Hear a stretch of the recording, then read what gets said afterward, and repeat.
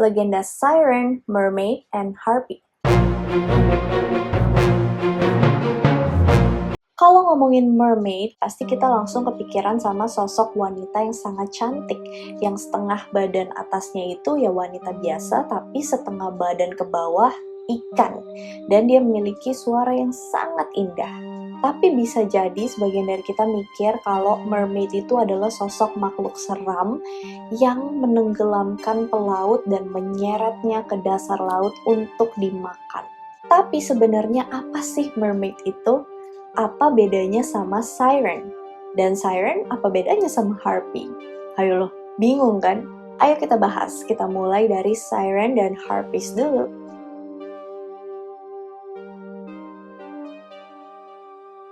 Siren adalah makhluk hybrid yang memadukan antara wanita dengan burung, hampir-hampir sama dengan harpy. Namun, tidak seperti makhluk yang heboh dan menjijikan itu, siren adalah makhluk yang indah dan menawan. Tapi sebenarnya bentuknya tidak seperti itu dari awal. Mereka adalah peri cantik atau nymphs dari lahir, putri dari dewa Achilles dan Muse Melpomene. Mereka merupakan peri-peri yang sering mengikuti Persephone, yaitu dewi musim semi. Namun setelah dewa underworld yaitu Hades memutuskan untuk menculik Persephone, mereka pun dihukum oleh Dewi Demeter yang marah. Cerita ini udah aku pernah ceritain sebelumnya ya, di video aku yang Hades and Persephone. Demeter tidak memaafkan peri-peri itu karena telah membiarkan penculikan putrinya. Anak-anak peri itu menjelma menjadi burung betina yang kemudian dikenal dengan siren. Beberapa versi menyebutkan bahwa mereka memiliki sayap untuk membantu mencari Persephone yang hilang. Dan mereka pun mulai tinggal di bebatuan di Capri, di Italia. Di sana, nyanyian merdu mereka menarik perhatian para pelaut yang lewat. Karena tergoda oleh hal itu, para pria tersebut langsung buru-buru mengarahkan perahunya ke arah bebatuan tempat siren tinggal dan mereka menabrak terumbu karang yang menyebabkan rusaknya kapal mereka dan mereka tenggelam. Nyanyian siren sangat tak tertahankan. Tapi ada dua cerita dari orang-orang yang lolos dari pesona siren. Salah satunya ada Jason and the Argonauts yang bertemu makhluk-makhluk itu tetapi mampu lolos berkat Orpheus dengan kecapinya yang berhasil mengalahkan suara nyanyian siren. Yang satunya adalah Odysseus, seorang pahlawan yang sangat penasaran ingin mendengar nyanyian siren yang terkenal itu. Untuk melakukan itu, dia diikat ke tiang kapal agar tidak terlempar ke laut, dan awaknya menyumpal telinga mereka dengan lilin. Mermaid yang kita kenal sekarang, mermaid, putri duyung, itu terinspirasi dari siren di mitologi Yunani. Jadi pada hakikatnya, pada dasarnya, siren dan mermaid itu sebenarnya adalah makhluk yang sama tapi diceritakan dalam versi yang berbeda. Kalau siren itu setengah burung, kalau mermaid itu setengah ikan. Mereka sama-sama memiliki karakteristik, bukan dari fisik tapi dari nyanyian. Sama-sama bernyanyi untuk memikat para pelaut dan menenggelamkan mereka. Oke, sebelum kita masuk ke mermaid, kita masuk dulu ke harpies.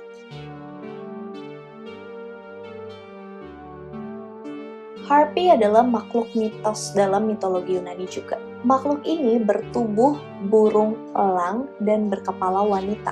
Mereka dikenal sebagai dua versi.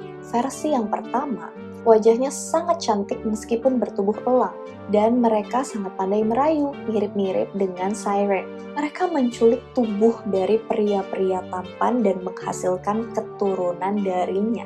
Freaky. Versi yang lebih populer, mereka digambarkan sebagai makhluk yang menjijikan dengan penampilan yang menakutkan. Mereka berbau busuk dan daerah yang dilewatinya terdampak penyakit. Mereka agresif dan suka mencuri makanan orang-orang. Mereka memiliki cakar tajam yang terbuat dari logam yang akan mereka gunakan untuk memotong dan mencabik-cabik korban mereka. Beberapa versi juga percaya bahwa mereka adalah sepupu dari Gorgon. Harpies dikenal sebagai anjing-anjing Zeus karena mereka sering dikirim oleh Zeus untuk menjalankan perintahnya di bumi. Mereka dikirim sebagai bentuk hukuman, terutama di dalam cerita Phineas. Salah satu cerita yang paling terkenal yang melibatkan Harpies adalah di mana saat Jason and the Argonauts menyelamatkan Phineas. Zeus memberikan Phineas karunia nubuat.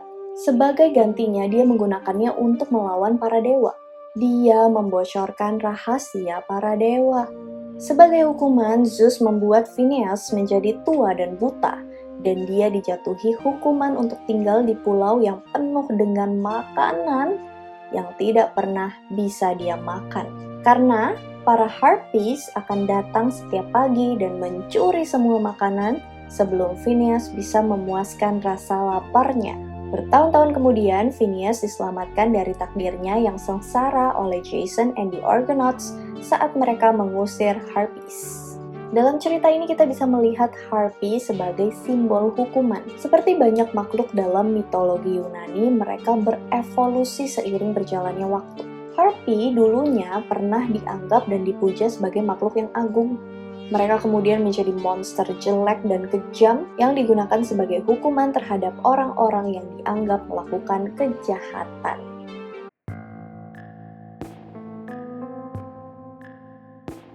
Mermaid biasanya adalah sesosok wanita yang sangat cantik, dari kepala sampai pinggang, namun dari pinggang sampai bawah adalah ikan.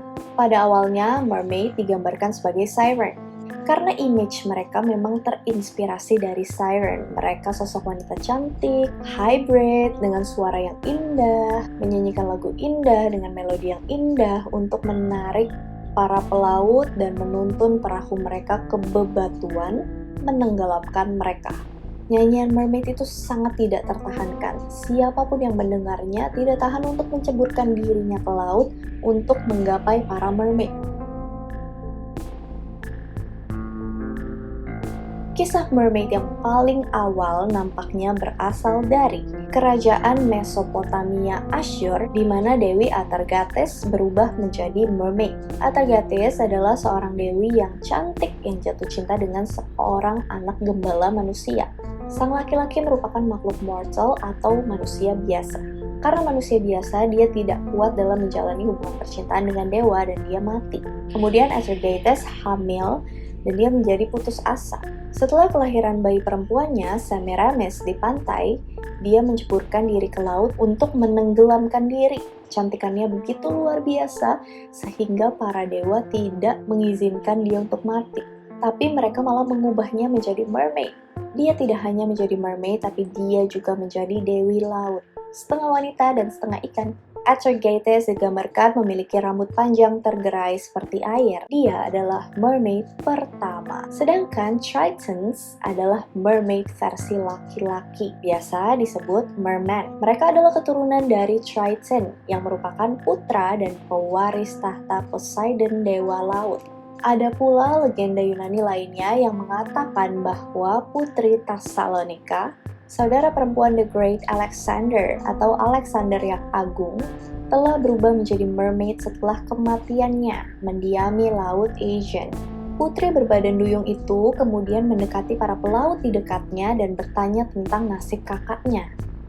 Alexander sebenarnya sudah meninggal, tapi para pelaut memberitahu mermaid bahwa dia masih berkeliling dunia untuk menenangkannya. Karena kalau mereka memberikan jawaban yang berbeda, itu akan membuatnya marah dan membalikkan kapal mereka serta menenggelamkan awak kapal ke dasar laut. Mitos tentang mermaid ini sudah mendunia, bahkan bisa ditemui di Japanese myth, Brazilian folklore, and even in African myths.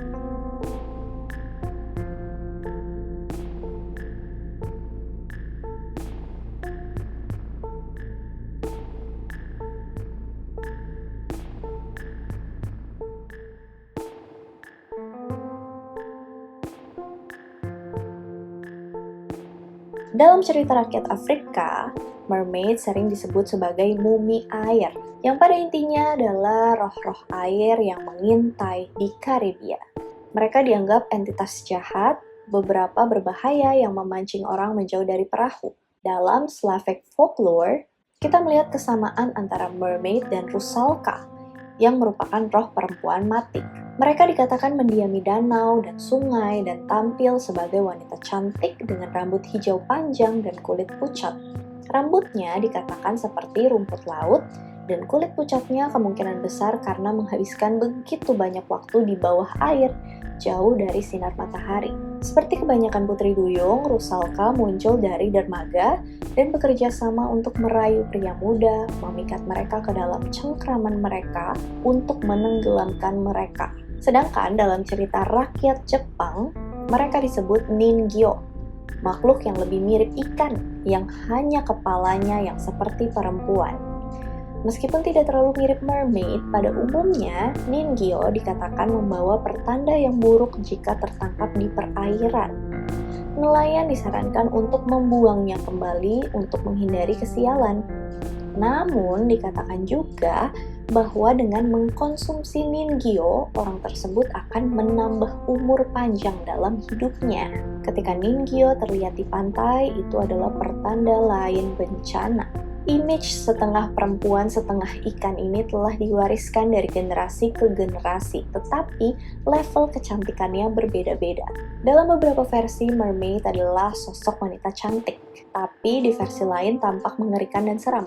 Ratusan tahun yang lalu, putri duyung dianggap sebagai pertanda dan simbol nasib buruk. Cerita rakyat di sekitar Kepulauan Inggris, di mana penampakan mermaid oleh pelaut menandakan datangnya bencana, baik dalam bentuk badai atau kejadian yang tak terbayangkan. Tapi ada beberapa mermaid yang cukup baik dan peduli sama manusia.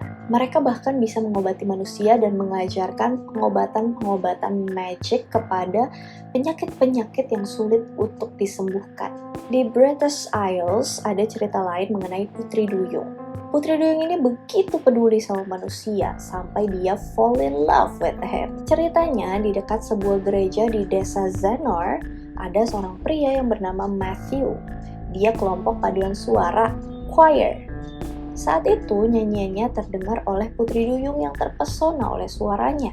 Kemudian mermaid ini membawanya ke rumahnya di sebuah teluk dekat pantai. Keduanya dikatakan tetap di sana sebagai sepasang kekasih. Pada malam-malam tertentu di musim panas, mereka kadang-kadang suka terdengar bernyanyi, tetapi mereka tidak pernah terlihat lagi.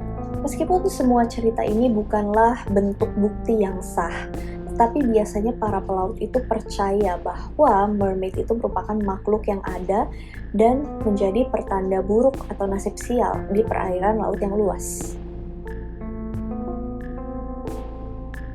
Pada 1608, seorang navigator Inggris yang bernama Henry Hudson dan krunya berhasil melewati kepulauan utara Rusia, di mana mereka bertemu dengan mermaid yang berenang di samping mereka. Dia menulis, dari pinggang ke atas, punggung dan payudaranya terlihat seperti wanita. Tubuhnya sebesar manusia, kulitnya sangat putih, rambutnya panjang dan berwarna gelap, dan saat dia menyelam turun, mereka bisa melihat ekor ikannya. Ekornya terlihat seperti ekor lumba-lumba dan berbintik-bintik seperti mackerel. Di abad pertengahan ada beberapa laporan mengenai penampakan mermaid. Bahkan seorang Christopher Columbus sendiri melaporkan pertemuannya dengan mermaid. Pada Januari 1493, Columbus menuliskan ini dalam jurnalnya. Setelah menemukan Amerika, 3 mermaid muncul dari laut di hadapannya.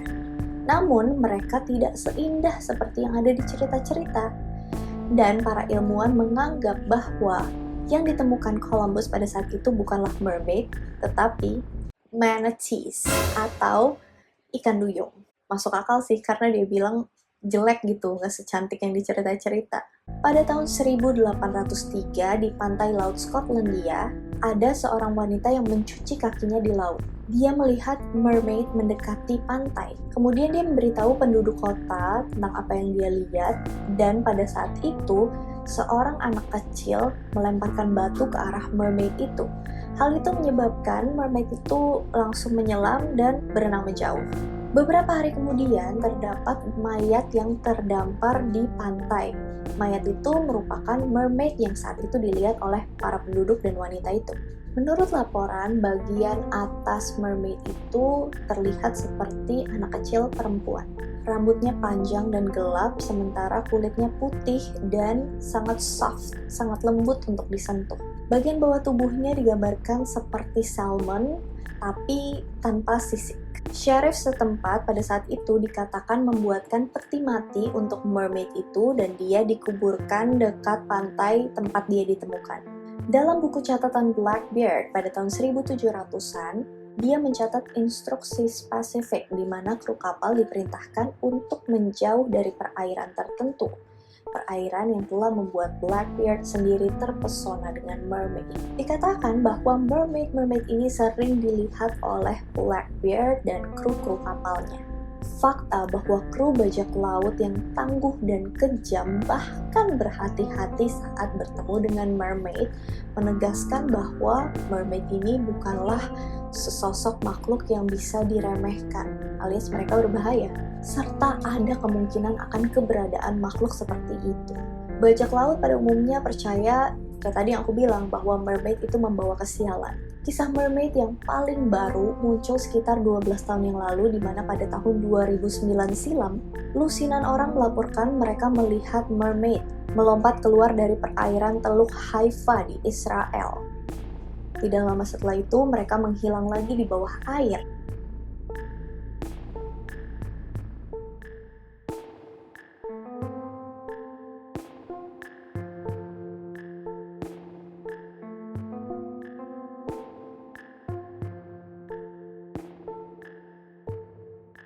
Mermaid sangat populer sampai saat ini. Kita bisa melihat mereka literally di mana-mana.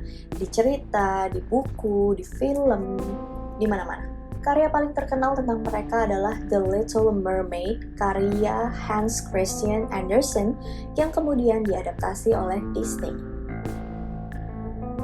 Apakah mereka benar ada? Didokumentasikan dalam berbagai laporan, bahkan ada catatan sejarah kehidupan nyata, cerita rakyat yang telah beredar di berbagai negara selama bertahun-tahun. Gak heran jika kita terpikat dengan the idea of mermaids. Mereka adalah persimbolan dari betapa banyak yang kita tidak ketahui tentang lautan, representasi akan serunya petualangan dan ketakutan akan hal-hal yang tidak kita ketahui. Apakah siren dan mermaid itu benar-benar ada? Kalau kita melihat seluruh lautan yang ada di bumi, baru sekitar 20% yang sudah tereksplorasi. Itu berarti sekitar 80% dari perairan lautan yang ada di bumi ini tuh belum dieksplor. Lautan yang terdalam ada di Mariana Trench, Palung Mariana di Samudra Pasifik. Ketika para penjelajah melihat banyak makhluk aneh yang hidup di sana, itu hanya sebagian kecil dari yang belum tereksplor. Ketika akhirnya teknologi memungkinkan untuk pengeksplorasian sampai dengan 100% di lautan, mungkin aja makhluk-makhluk seperti siren dan mermaid memang benar-benar ada. Alright, that's all about siren, mermaid, and harpies. Apakah ada tambahan? Boleh komen di bawah. Hope you guys enjoy it and see you on my next video.